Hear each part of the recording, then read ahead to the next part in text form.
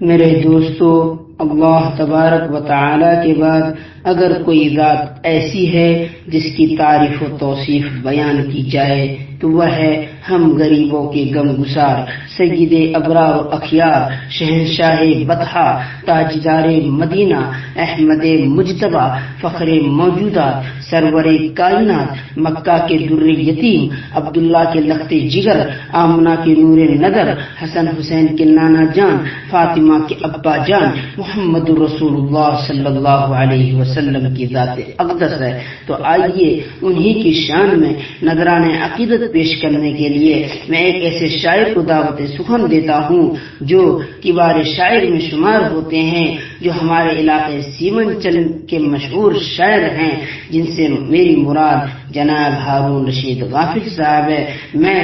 بہت ہی ادب و احترام کے ساتھ ان اشعار کے ساتھ دعوت دیتا ہوں۔ میں نے آپ کو آواز دی ہے بڑے ناز